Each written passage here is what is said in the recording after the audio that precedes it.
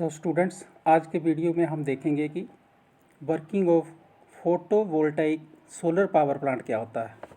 तो स्टूडेंट, आपको इस वीडियो से काफ़ी इन्फॉर्मेटिव नॉलेज मिलने वाली है।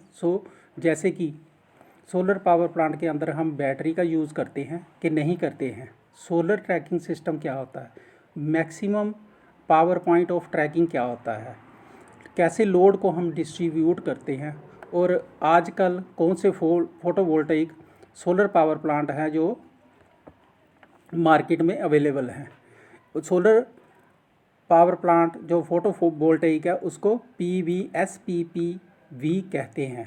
इन this type of power plant we can use solar cell. जो आपके सामने फिगर है इसमें सबसे पहले है cell, that is solar cell, इसका यूज़ करते हैं। और बहुत सारे सोलर सेल को मिला के एक मॉड्यूल बनता है। मॉड्यूल, जो ये मॉड्यूल है इसको हम सोलर पैनल भी कहते हैं। और ये बहुत सारे सोलर पैनल मिलके एक एरे बनता है। तो ये एरे है, आपके सामने जो फिगर है दैट इज़ ए एरे। और जो एक सोलर पैनल है वो अप्रॉक्सीमेटली 250 वाट से लेके 350 वाट तक का आउटपुट हमें देता है। ऐसे ही बहुत सारे सोलर पैनल को मिला के हम एरे जैसे बनाते हैं। इसके बाद जितने भी सोलर पैनल होते हैं उनको सोलर ट्रैकिंग सिस्टम से कनेक्ट किया जाता है, क्योंकि सोलर ट्रैकिंग सिस्टम STS बहुत ही इम्पोर्टेंट रोल प्ले करता है in the solar power plant. तो स्टूडेंट्स, सोलर ट्रैकिंग सिस्टम है क्या?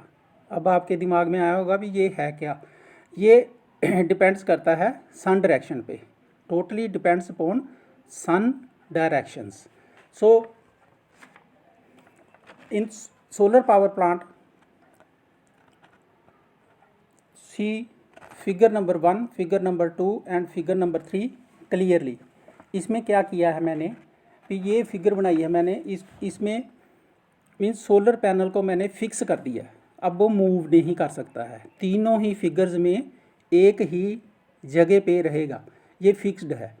तो इससे क्या होगा कि जैसे सबसे पहली फिगर है फिगर नंबर 1, उसमें क्या है कि सुबह के 8 बजे का टाइम है। तो सुबह के 8 बजे उस पैनल पे जो सूरज की रेज़ पड़ेंगी वो इंक्लाइन पड़ेगी, मतलब पूरी की पूरी रेज़ नहीं पड़ेंगी। और वो जो रेज़ होंगी वो इतनी स्ट्रॉन्ग भी नहीं होंगी, बट हमें पावर जनरेशन मिलेगी बट ज़्यादा नहीं मिलेगी। सिमिलरली फिगर 2 मैंने बनाई है, वो 11 बजे का टाइम है, 11 o'clock मॉर्निंग में। तो वहाँ पे सूरज की सबसे ज़्यादा किरणें जो पड़ रही हैं वो हमारे सोलर पैनल पे पड़ रही हैं। तो वो एक किस्म का हमारे पास मैक्सिमम आउटपुट देने वाला टाइम है। वो मैक्सिमम आउटपुट जो दिन की हमें मिलेगी वो 11 बजे से लेके 2 बजे के बीच में मिलेगी। तो जैसे जैसे सूरज की डायरेक्शन, सूरज ईस्ट टू वेस्ट जाता है, वैसे वैसे ही ये किरणें ऑटोमेटिकली उस तरफ चलती जाएंगी। और आप थर्ड फिगर में देखो, ये शाम 5 बजे का टाइम है और 100% मतलब कि इस वक्त सूरज वेस्ट में जा चुका है। तो जो किरणें पड़ेंगी हमारी इंक्लाइंड पड़ेंगी, और काफ़ी किरणें जो हैं वो उसके सोलर पैनल पे बैक साइड पे पड़ेंगी। तो इससे क्या होगा कि हमारी आउटपुट दिन की वो कम हो जाएगी।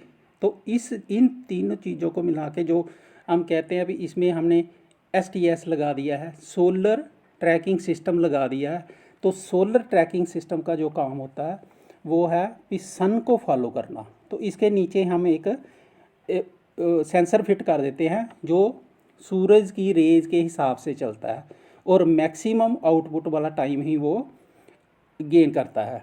तो इससे सोलर पैनल की ऑटोमेटिकली मूवमेंट होती रहती है full day. Tracking system is very useful for the solar power plant and it increases the efficiency of the total power plant। और अब आपको समझ आ ही गया होगा कि सोलर ट्रैकिंग सिस्टम है जो वो सन को फॉलो करता है, इसलिए इसको सन ट्रैकिंग सिस्टम भी कहा जाता है। Student, see the block diagram. इसके नीचे मैंने एक ब्लॉक डायग्राम भी बनाया है। ब्लॉक डायग्राम को आप ध्यान से देखिए क्लियरली। तो सबसे पहले जो वो PV सोलर पैनल लिखा हुआ है, PV सोलर लिखा हुआ है, तो वो एक पैनल है जो STS सोलर ट्रैकिंग सिस्टम से अटैच्ड है। जब भी सोलर पैनल कोई आउटपुट देता है तो वो आउटपुट हमें बक बूस्ट कन्वर्टर को देते हैं, बक बूस्ट कन्वर्टर को देते हैं, बक बूस्ट कन्वर्टर को देते हैं। स्टूडेंट, जो बक बूस्ट कन्वर्टर होता है वो डीसी टू डीसी कन्वर्टर होता है। तो आपके दिमाग में भी एक क्वेश्चन आया होगा, जब सोलर पैनल सीधा ही हमें डीसी आउटपुट दे रहा है तो हमें बक बूस्ट कन्वर्टर को लगाने की क्या ज़रूरत है। तो बक बूस्ट कन्वर्टर जो होता है वो रिटर्न कर देता है डीसी टू डीसी कन्वर्ट कर देता है। तो कन्वर्टर लगाने की ज़रूरत इसलिए है क्योंकि वो maximum power point of tracking को मेंटेन करके रखता है, maximum power point of tracking MPPT को मेंटेन करके रखता है, जिससे हमें ज़्यादा आउटपुट मिलती है। तो student, maximum power point tracking होता क्या है, तो इसको समझने के लिए मैंने एक ना ग्राफ बनाया, तो उसको आप प्रॉपरली स्टडी देखिए ध्यान से, तो मैं आपको इसको समझाता हूँ। सी, हॉरिजेंटल लाइन में मैंने वोल्ट लिए हैं और वर्टिकल पे मैंने करंट लिया है, V एंड I का मैंने ग्राफ बनाया है। तो हॉरिजेंटल में PV वोल्ट्स हैं जो 2, 4 से लेके 20 तक की रीडिंग शो करते हैं, और वर्टिकल में 1, 2, 3, 4, 5, 6 ये एम्पियर्स में PV करंट है। तो आप मैंने एक ग्राफ लाइन लगाई है, तो आप देखिए उसको मैंने एक पॉइंट लिया है A। तो ए पे अगर मैं पावर कैलकुलेट करता हूँ तो पावर का फार्मूला होता है power is equal to voltage into current, means volt into ampere, P is equal to V into I। तो आप उससे कैलकुलेट कीजिए भी ए पॉइंट पे जो V है that is a 16 volt approximately and I is equal to 5 ampere. तो इन दोनों को अगर हम मल्टीप्लाई करें तो पावर जो हमें ए पॉइंट पे मिल रही है that is a 80 watts. Similarly अगर मैं बी पॉइंट्स कंसिडर करता हूँ तो बी पे जो वोल्ट है that is A 18 volt and I है जो वो 4 एम्पियर्स है। तो इसकी जो पावर हमें जनरेट हुई 72, तो 72 बी पे और ए पे 80, तो हम क्या यूज़ करेंगे, ए पॉइंट ही यूज़ करेंगे इस पूरे सोलर पावर प्लांट में।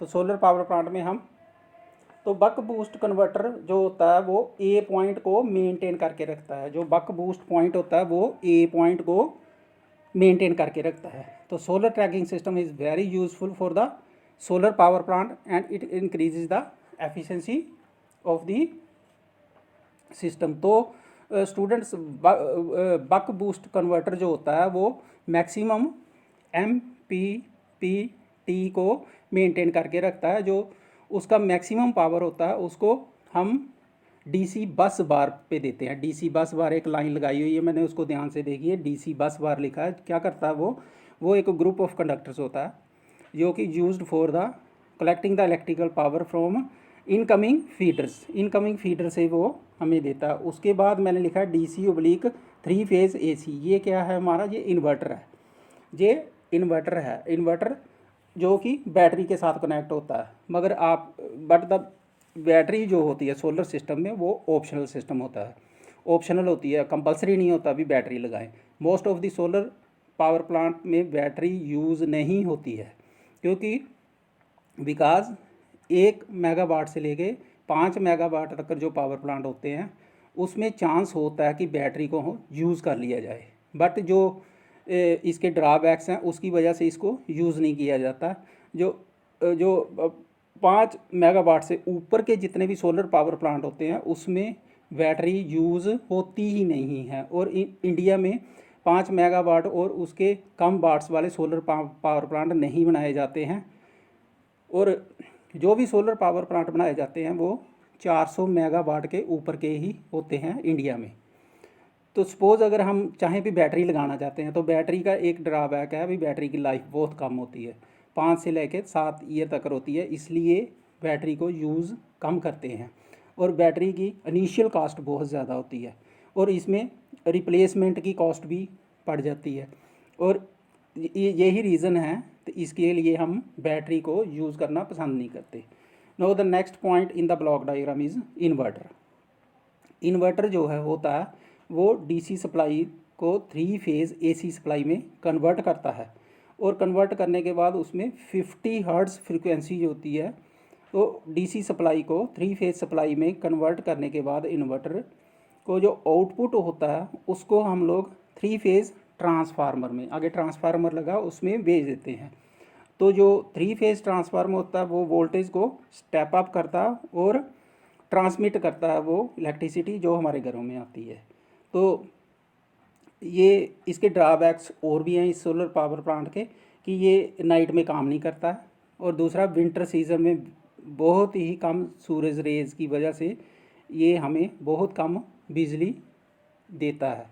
सो मैं आपको जल्द ही इसके MCQs भेज दूंगा। Thank you.